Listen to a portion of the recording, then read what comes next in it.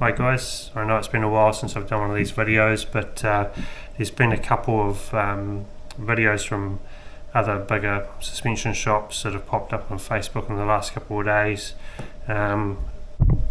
calling this thing the mid-speed valve, which kind of grinds my gears. So I sort of wanted to go over again how I think this thing works, why it's important to try and get this pressure balance thing happening correctly, and how all that relates back to these research papers that I've shared on the various Facebook posts. I think the easiest way to try and understand this is to first envision that this valve never opened, doesn't open. So let's pretend we've got no rebound needle, no bleed through there, no bleed in the piston, no flow. It's not going to open, right? So we hit a bump, we transfer an impulse through the shaft, which we then push into a column of oil that's in front of it. And if we imagine that this stack never opens, then it stands to reason that we understand that we will push all the oil out the base valve. Now that's why we get cavitation, right? So if this never opened, we would never fill the rebound chamber and behind the piston. We'd just simply push all the oil out the base valve. Then when it turned around for the rebound stroke, there'd be no oil in the rebound chamber, or very little oil in the rebound chamber, and of course there'd be no rebound damping, and it would cause all kinds of problems. Incidentally, this is how the Vorsprung's new shock that they've been talking about recently works, and it's how the BFRC shock works, right? They just use a solid piston, and again the same thing. You apply an impulse to the shaft, you move that solid piston into a column of oil, and you literally force that oil out the compression adjuster in that direction. And that's the thing, like, people mix the word force and pressure up. Force has a direction, pressure doesn't. Pressure's scalar, whereas force is a vector, because it has a direction. So now let's just pretend that we start drilling some holes in our BFRC piston, our solid piston. And what's going to happen when we, hit the bump and we push that solid piston now with a few holes in it into that column of oil? Well, we're going to leave some oil behind. We're not going to apply as much force on the fluid in front, because now we have less effective area.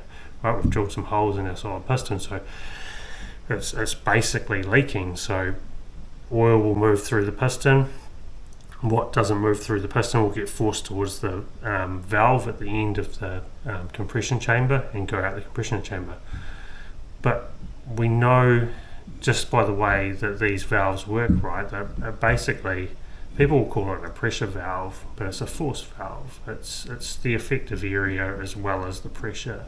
So we know that the compression adjuster shim stack needs a force applied to it before it opens, and that's no different for a base valve on a fork, right? We need to apply a force to the fluid to drive that fluid through the valve, and it's the net force, which is the difference of pressure on one side to the other, that drives that flow. So we've drilled holes in our solid piston and we're now applying less force. So won't it stand to reason that we'll get less flow for the same velocity on this damper rod with holes in our piston? So if you can understand that, you can understand that, when we start playing around with these stacks, all we're doing is literally tuning the effective area of this piston, right? So how quickly it opens is basically the holes that we're putting in the piston, right? So, my whole thing has been close the float up, limit the deflection, use a modest stack, but a good stack on this mid valve. And because I'm doing that, I'm saying make a more effective area, put more force on the fluid to drive that fluid towards the end of the chamber. Now, the old thought used to be this rod displaces simply that people use the word displace, and I mean, the worst thing I've ever experienced is, like, I believe it went on for 3 days on this suspension forum where someone was saying, oh, the rod just displaces the fluid, and I said, but how? And he said, oh, it just displaces. This thing went on for 3 days. Like, if you're going to say that this rod displaces fluid, you're literally saying that this rod pumps fluid. That's the only way that this rod could. Very ineffective way to do it, because you think about it, this rod will actually push fluid towards the outer edge of that chamber, right? Not only that, but this rod is in the rebound side, so very, very inefficient way to try and pump oil to the base valve. So that's why this mid valve, you tune that, and that's going to tune our effective area, and that's going to tune the force that we apply to the fluid. So you need to realise we need to move the wheel first, we need to move the fluid, right? So we need to push the column of oil that's in front of this piston, and we need to push it that direction, or at least a good portion of it, right? We need to 12 mil rod, we need 33 mil of oil being pushed that way, and the remainder of the oil needs to come through this valve. So that's why it's important to tune these things together. You know, you can't just put a check plate on this and use this rod to pump it. It's going to be very, very inefficient.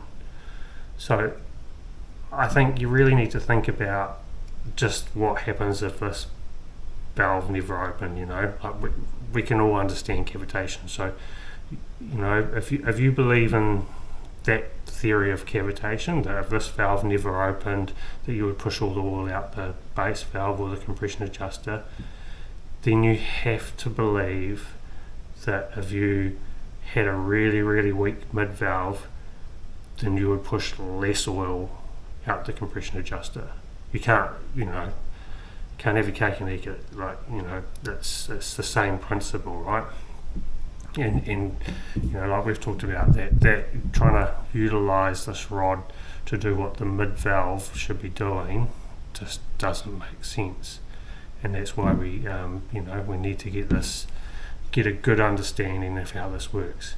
So let's talk about the research paper. What, you know, the Sachs paper, I've shared it numerous times, and everyone just turns their nose at it because they don't want to believe it. They believe that what's been happening in the suspension industry for the last 10 years, despite the fact that we're still here, we're still trying to design new dampers, and you know, everyone's trying to sell some kind of bling to make your bike behave better. But here's a research paper that literally measures shim lift, flows, sequencing, everything, gives you in great detail what happens. Now, they tell you that if you have a poorly pressure balanced damper, so less effective area, that you end up establishing more pressure for the same event. That doesn't, you know, that's not unreasonable. I mean, to produce a force, pressure times area, if you wanted to produce a set force, which we need to establish flow through our base valve, and you've got less pressure area, you're going to need more pressure. Simple. It's not hard to understand. Okay, well that's cool. We've now got more pressure. Well, we can see that. People have done dynos with pressure tracers, and they see that when you end up with a weak mid valve, you establish more pressure in both the compression chamber and the rebound chamber. But now that you've got more pressure for a given event, it takes longer for that pressure to subside when you transition from the compression stroke to the rebound stroke.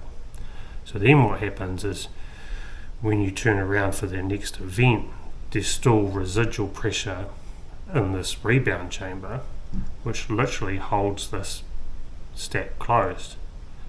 So everyone talks about cavitation, and they're like, oh, you can't have the stack too stiff because you'll cause cavitation. Well, it's like, well, the paper shows you that if you have the stack too soft, you end up producing too much pressure for the same event, which then actually literally holds the valve shut.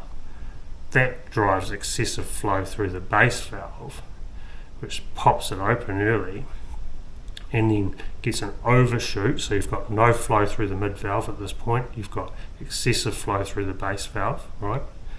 And then all of a sudden the pressure drops in the rebound chamber and this valve snaps open, and then you get an overshoot of flow this way, and you get the base valve partially closed because all of a sudden the force that's being applied to that valve is significantly reduced because this valve, everything's going that direction. So we end up with these flow imbalances. Like, they literally show it. And it's not just Sachs. We're talking Penske, we're talking Olin's. There was another one I shared the other day. Again, the same thing. That paper literally talked about how if you don't, put enough emphasis on trying to pressure balance these valves, you end up with a lot of discomfort. And they literally put that comfort down to the delayed response in the damper, right? So it's all there. We've got to stop calling this thing the mid-speed valve for a start. I mean, it's just incorrect terminology, and we've really got to, change the way we look at things. I mean, I get shot down all the time. I just didn't believe what we were doing was working, so I went looking for answers, and I don't believe you can find it in the motor industry. Not that I could anyway. But these automotive guys, they've been onto this stuff for the last couple of decades, and then we've had Fox come out.